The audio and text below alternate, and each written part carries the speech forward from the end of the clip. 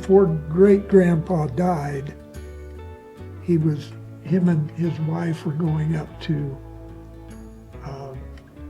Logan, to the temple.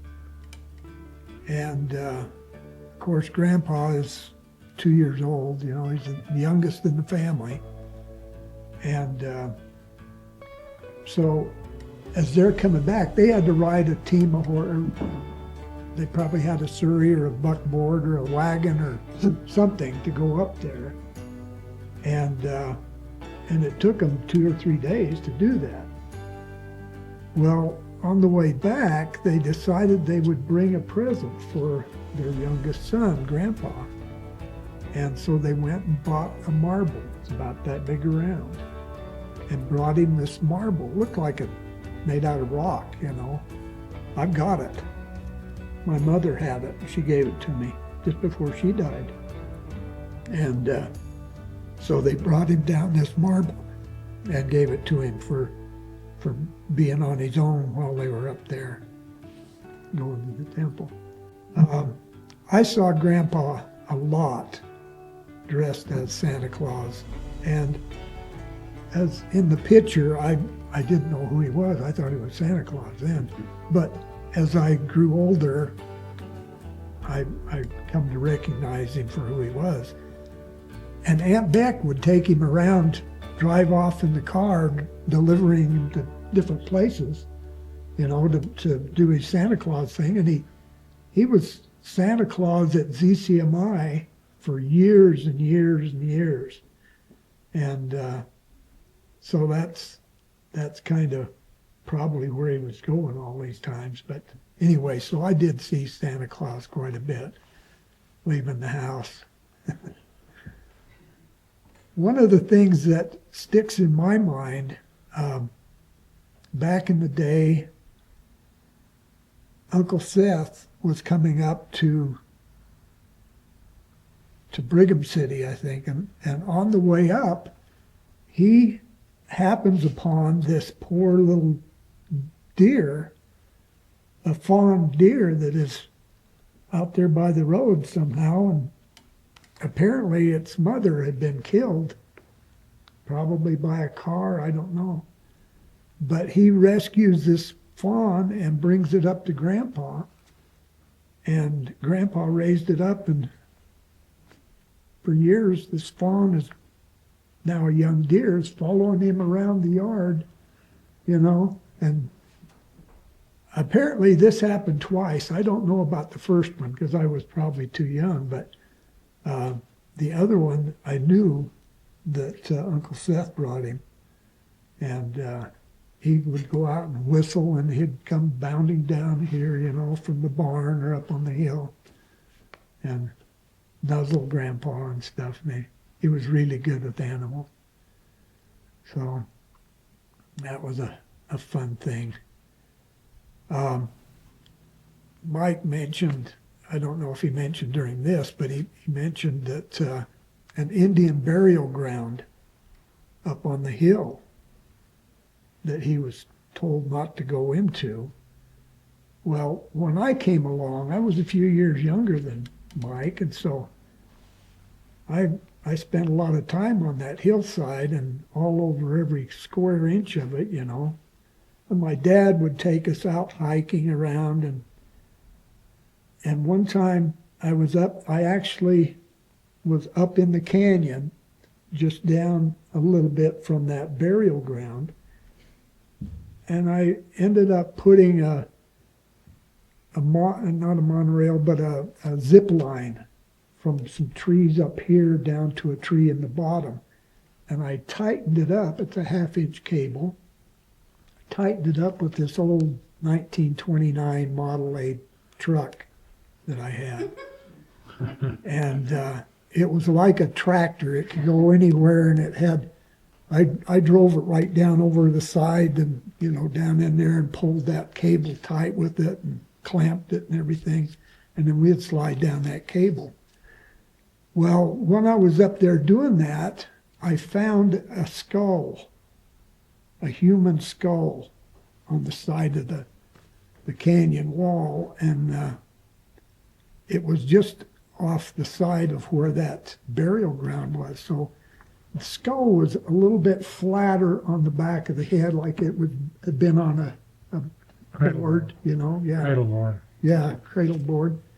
And the teeth were worn flat, like, and that kind of made me think that that was maybe a female that, you know, had chewed the leather to soften it and stuff, or possibly just eating the ground corn with little bits of rock in it, you know, from grinding it on a metatty.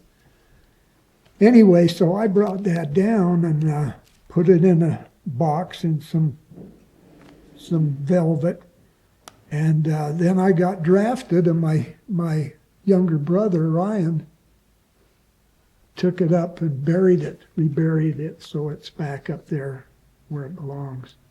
Anyway, that burial ground, we would hike up there, going up to eat peaches or apricots or something, and we would find Indian arrowheads along there on the road going up there. Grandpa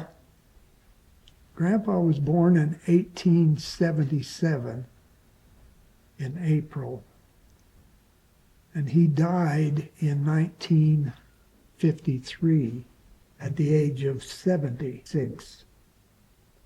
It's kind of interesting because, I mean, I grew up in this house. I spent as much time over here as I did over at my house. I'd come over and stay with Aunt Beck when Uncle Bill would go to Idaho on the truck. I would come over and help Uncle Seymour with the boxes.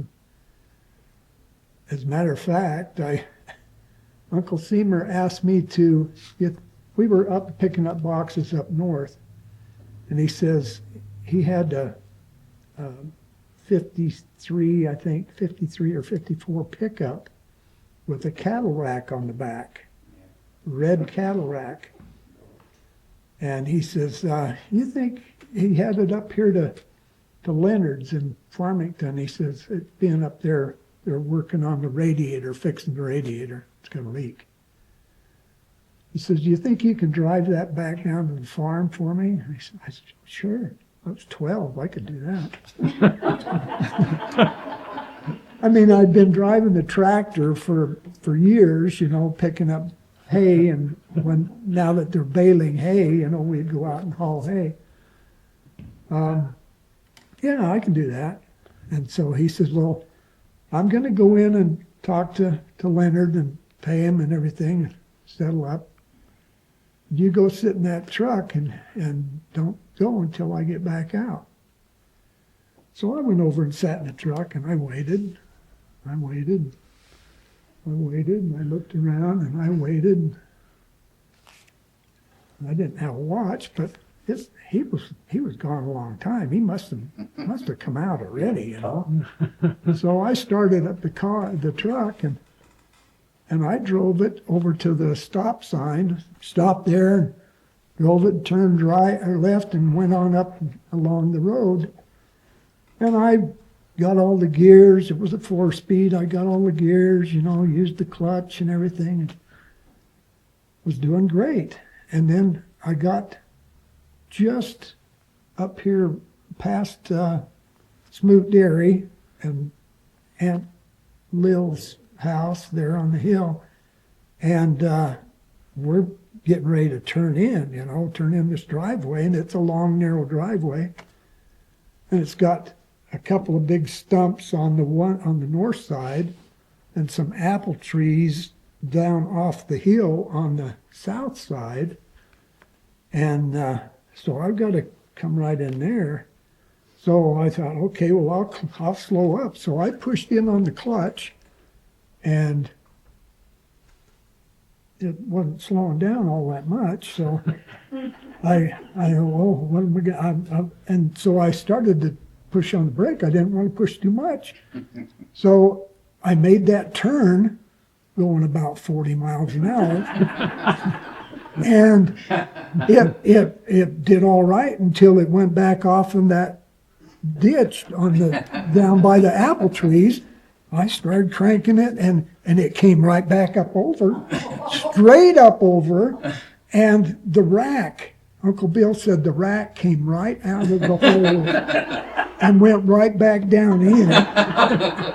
And I went right across the thing, and there's a stump that stopped me right over there, and it crushed in the right front fender, and the radiator took a bite too. And brand new repealed radiator. So Dad ended up hammering out that fender and fixing the radiator and everything. He was always helping with fixing something. And so How old were you, Jack? at 12. I'm lucky I made it alive. Uncle Bill was standing up here by the car up at the end of the driveway and talking to somebody. And when I came in, he turned and looked and watched this whole thing happen, you know. He got a big kick out of that. Where was Dad? How long before that? Uncle Seymour, he came a little bit later. But he had to pedal to the metal when he came along here. He never asked you to drive the truck again. No, I was delegated to the hay tractor then. But it was fun, you know, growing up, talking about Dick and Prince. We had a great time with those guys because I got to ride them when Mike wasn't around. I got to ride them out when we were cultivating or pulling the fork, unloading the hay and moving it into the barn, because they would pull it out into the corral with the big rope. And so it was a lot of fun to do that. But it was the problem about them wanting to stand on your feet all the time. Those shoes just don't bend or conform to your foot. They just mash your foot right into that hard ground underneath, and you can't push them off. They got their mind of their own. They just want to do their own thing. So anyway, that was a lot of the fun thing. Oh, and talking about Grandpa liking to dress up and stuff. He had a box, was about this big, and it was a black box, and it was made out of tin. Mm-hmm. And you open that up, and it smelled like grease paint in there, because he had all kinds of grease paint for making up, and he had hair in there for making mustaches and wigs and stuff, and glasses to put on his face. And he used a lot of that with these costumes, you know, like for Santa Claus and for Buffalo Bill and stuff. But he loved to do that kind of stuff. And as a matter of fact, he would wander around, you know, up and down the street, and he was always out checking over in the creek for hobos, you know, because people would come and they'd camp out in there, and he didn't want to have them, you know, camp out in that creek. So he was always out checking things and looking for things, and he'd come back and, Grandpa, what do you got there? Oh, it's a washer or something, you know, and well, where'd you get that? Oh, I found that under Eagle Gate in the middle of the road. Well, Eagle Gate is clear in Salt Lake, and he didn't go that far. He just used that as an excuse. He just used that as his go-to thing, you know. Whenever he found anything, it was under Eagle Gate. And he would come in and he would say, you know, I was walking along and I found this dead cat laying there on the road. And he would say, I want it. Well, we knew that was our clue or our cue to say, well, I 2 it. And then he would say, I 3 it, I 4 it. And it would go back and forth. And inevitably, because it was the even number, we always had the even number. Inevitably, when it got up to 7, then it was our turn to I ate it. and and if You you always tried, fell for that. yeah, I always fell for that. But I tried doing it the other way. I says, Grandpa, you should see what I found. And I says, I want it. And he says, I do it. And we went back and forth. And when it got up to him eating it, he says, I jumped over it and you ate it.